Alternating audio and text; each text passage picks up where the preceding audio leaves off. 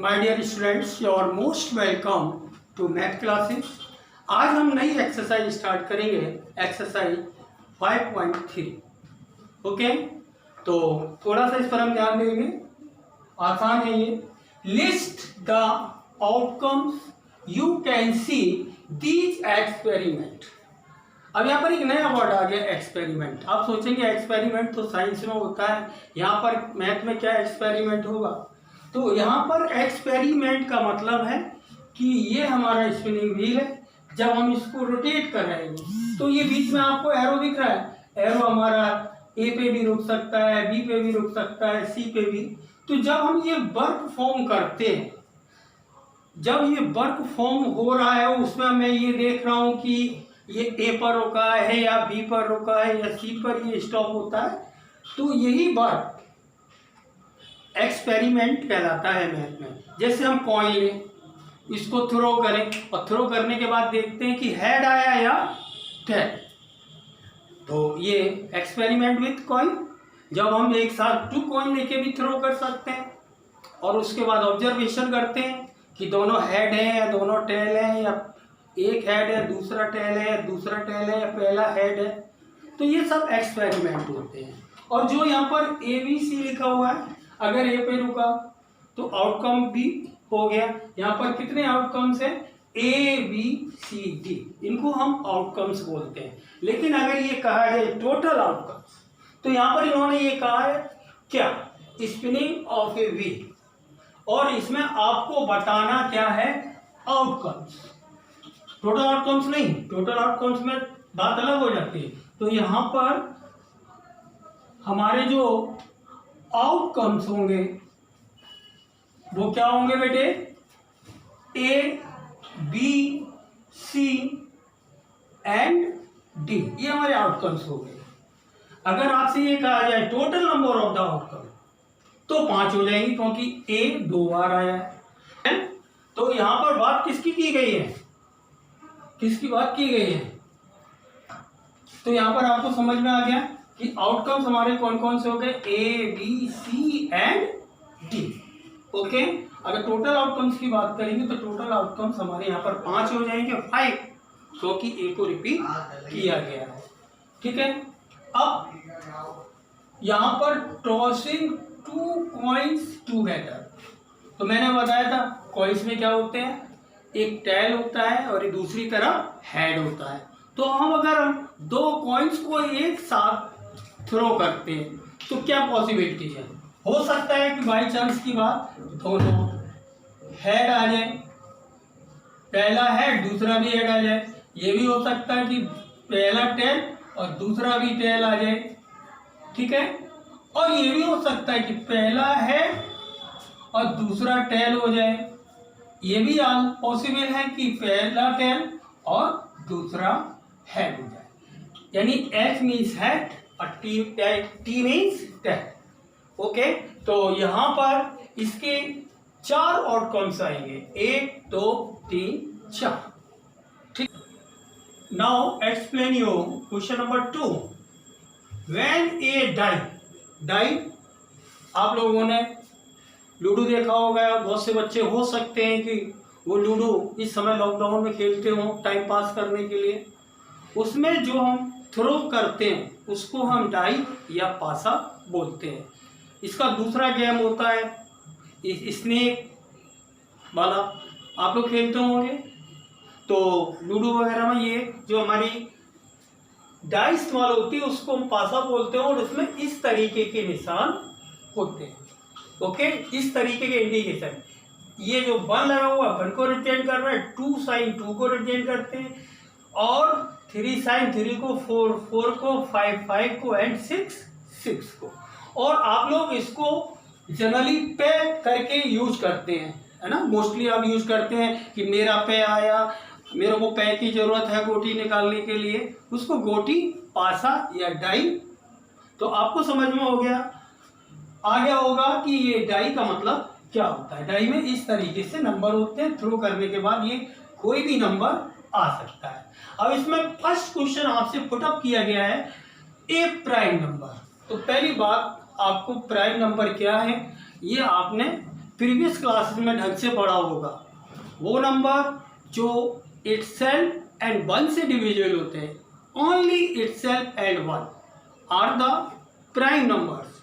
और वन एक ऐसा नंबर होता है जो कि ना कंपोजिट होता है और ना ही प्राइम। तो हमारे प्राइम नंबर कौन कौन से हो गए यहाँ पर देखिए, 2 के बाद 3 और 5,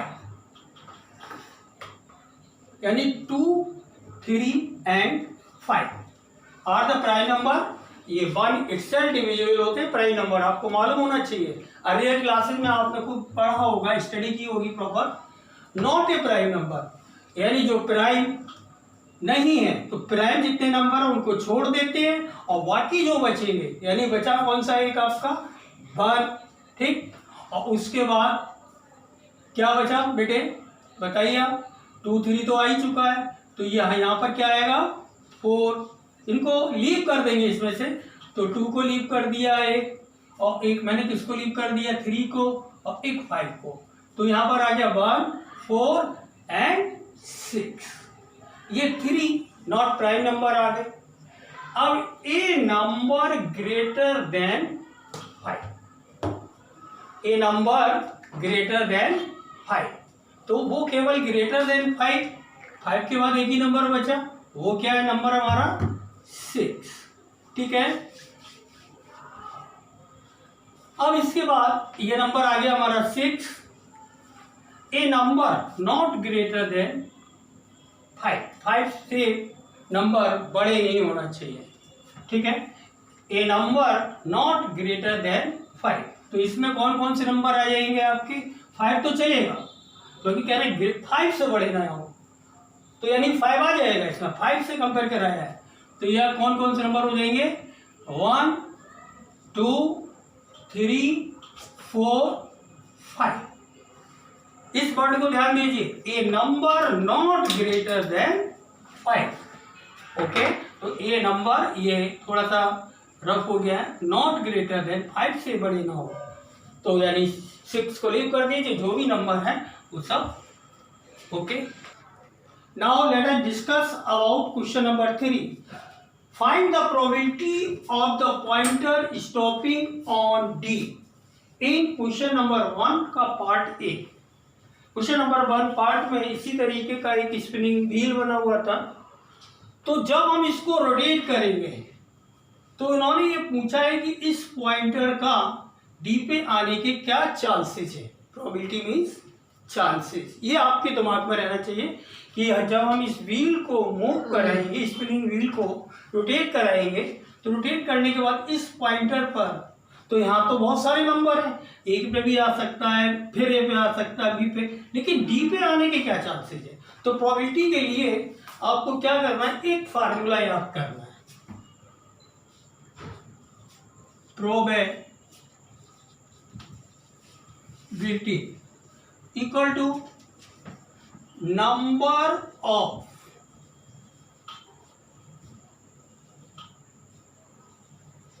फेवरेबल आउटकम्स, ठीक, और अपॉन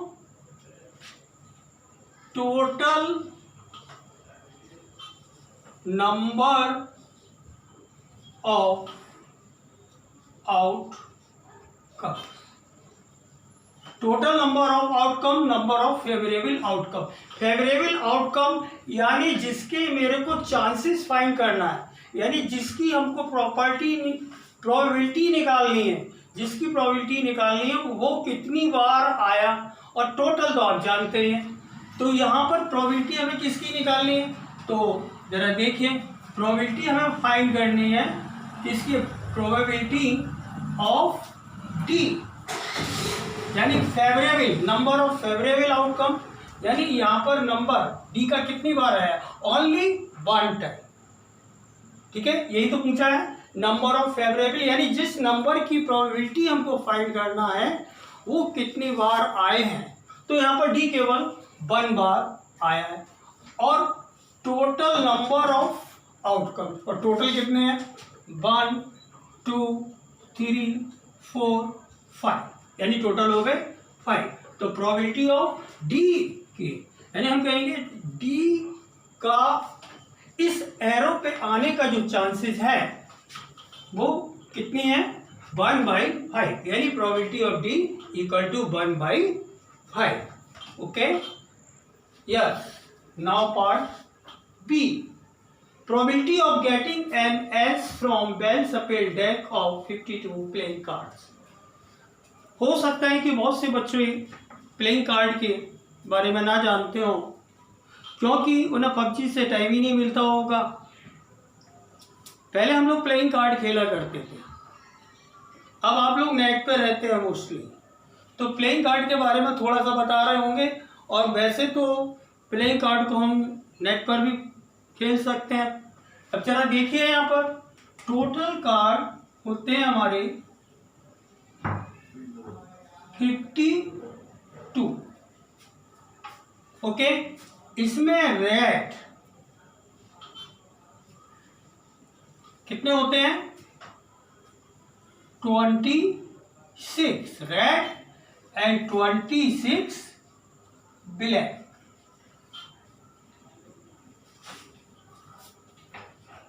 26 रेड एंड 26 ब्लैक। अब रेड में दो तरीके के होते हैं, जिसमें एक होता है रेड में हार्ट और दूसरा होता है डायमंड। ऐसे ही ब्लैक में तो ये 26 है रेड, और रेड 26 को 13 पार्ट में डिवाइड कर दिया जाता है। पहले सबसे पहले 52, तो 52 का हाफ किया 26 रेड, फिर इसका हाफ किया 26 ब्लैक, फिर इसका हाफ करेंगे तो हार्ट के 13 और 13 हो गए डायमंड के। ये रेड कार्ड होते हैं। और ब्लैक में इसका हाफ करेंगे तो 13, यानी किसके हो जाएंगे बताइए क्लब। 13 तो क्लब के हो जाएंगे और 13 आपके हो जाएंगे स्पेक्ट। ठीक है, तो हर एक के कितने हो गए 13 इसके, 13 इसके, 13 ये, 13 ये, यानी हार्ट के 13, डायमंड के 13, क्लब के 13 और स्पेक्ट के 13। अब इन 13 को कैसे अरेंज किया जाता है, जिनको कार्ड के बारे में जानकारी नहीं उनको दे रहा हूं। पहले 1 से लेके 10 तक पूरे नंबर होते हैं, 1 2 3 4 5 6 7 8 9 10, 10 ही हो गए। एक उसमें किंग होता है, किंग है तो क्वीन तो होगी, और जब किंग और क्वीन है तो एक जैक भी होगा, तो 3 ये होते हैं। इनको हम फेस कार्ड भी बोलते हैं। इनको क्या बोलते हैं, तो 3 फेस कार्ड हो गए और 10 नंबर कार्ड्स हो गए। ठीक है, और उसमें जो 1 नंबर लिखा होता है, 1 करके जो लिखा होता है उसको हम एस बोलते हैं। जैसे पासा में बताया था ना, जब हम पासा थ्रो करते हैं 1 को क्या बोलते हैं पे, तो ऐसे ही यहां पर हम 1 को क्या बोलते हैं एस। अब हमारे ख्याल से समझ में आ गया होगा। 52 कार्ड, 26 रेड, 26 ब्लैक, और फिर इनके 13 हार्ट, और फिर 13 डायमंड, और ब्लैक की कितने हो गए क्लब के 13, और 13 हो गए आपके स्पेक्ट। जरा हिंदी में भी बता दें, आप लोग ज़्यादातर बोलते होंगे। हम लोग इसको हार्ट को पान बोलते हैं, इसको ईंट बोलते हैं हिंदी में, और क्लब चिड़ी और स्पेक्ट हुक्म। हम लोग बहुत से खेलते होंगे तो मोस्टली यही नाम लेते हैं, ये नाम हम लोग कम लेते हैं, इसलिए मैंने आपको बताया। अब हम आते हैं क्वेश्चन पे। जब हमको इतना इसका बेसिक क्लियर हो जाता है प्लेइंग कार्ड का, तब हम क्वेश्चन में तो कुछ क्या है प्रॉब्लम, कोई प्रॉब्लम नहीं होनी चाहिए। क्यों, क्योंकि आपको नॉलेज है। और फार्मूला क्या होता है,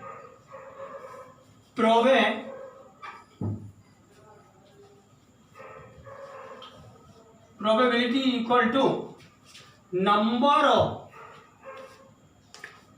ठीक है, नंबर ऑफ, सोचिए क्या आएगा, टाइम देते हैं कुछ सेकंड का,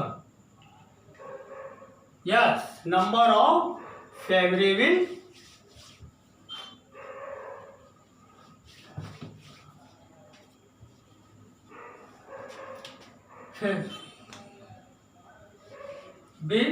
आउटकम। और यहां पर क्या होगा सोचिए जरा, yes, total number of outcome. ठीक है, तो प्रोबेबिलिटी हमें किसकी निकालनी है, पी लिखकर जिसकी प्रोबेबिलिटी निकालनी है उसको ब्रैकेट में लिख दो, ACE, एस की निकालनी है।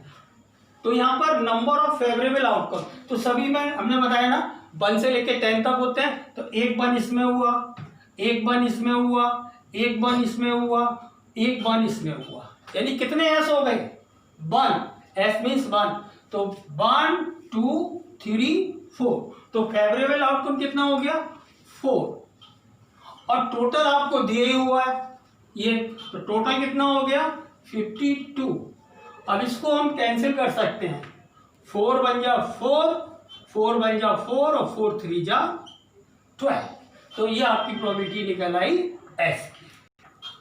Yes, now let us discuss about C part of the question number 3। इसमें क्या लिखा हुआ है, प्रोबेबिलिटी, यानी find the probability of getting a red apple. तो भाई ये फिगर दिया हुआ है, इसमें एप्पल्स हैं, जो ग्रीन है उनमें जी लिख दिया है और जो रेड है उनमें आर लिख दिया है। ठीक है, और इसमें हमको रेड एप्पल की प्रोबेबिलिटी, यानी एक कोई हम एप्पल निकालते हैं, सडनली 1 एप्पल हम इसमें से निकालते हैं, तो इसमें रेड एप्पल होने की क्या प्रोबेबिलिटी है, इतना और होना चाहिए था मेरे हिसाब से। सडनली 1 एप्पल हम इसमें से निकालेंगे तो रेड एप्पल होने की क्या प्रोबेबिलिटी है। तो प्रोबेबिलिटी का आपको फार्मूला तो याद हो ही गया होगा, मैंने कई बार लिखा है, यानी probability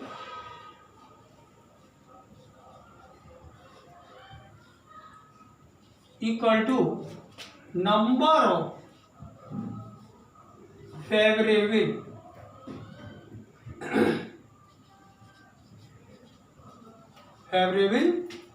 outcome upon total number of outcomes. Okay, क्या फार्मूला है प्रोबेबिलिटी का, तो probability equal to number of the favourable outcome upon total number of the outcomes. और आप इस तरीके का वर्क अभी कई क्वेश्चन में देख चुके हैं, समझ में भी आ जाना चाहिए। तो नंबर ऑफ फेवरेबल आउटकम मतलब उनका नंबर हमको निकालना है, उनका टोटल जिसकी प्रोबेबिलिटी हमको फाइंड करनी है, वो टोटल कितने हैं फेवरेबल, यानी रेड जितने ज़्यादा बढ़ते जाएंगे उतने ही ज़्यादा आने की प्रोबेबिलिटी बढ़ जाएगी, और रेड जितना कम होगा उतना ही रेड आने की प्रोबेबिलिटी कम हो जाएगी। ओके, तो नंबर ऑफ फेवरेबल, तो हमें निकालना किसकी प्रोबेबिलिटी है, प्रोबेबिलिटी हमको फाइंड करनी है रेड की। ठीक है, तो रेड कितने हैं काउंट करते हैं, 1 2 3 1 2 3 4 है। ठीक है, 1 2 3 4, यानी फेवरेबल आउटकम कितना हो गया 4 upon total number of the outcomes. तो टोटल नंबर कितना हो जाएगा, how much the total number, 1 2 3 4 5 6 7, यानी 7। ओके, तो probability of red Apple is 7/4। यहाँ पर लिखा है probability of getting a red Apple, एक रेड एप्पल अगर हम इसमें से सडनली निकालते हैं तो उसकी प्रोबेबिलिटी 4/7 आती है। और आपके बाकाया के इस एक्सरसाइज के 3 क्वेश्चन बचते हैं, उसको हम नेक्स्ट वीडियो में एक्सप्लेन करेंगे। तब तक के लिए good day, bye my dear.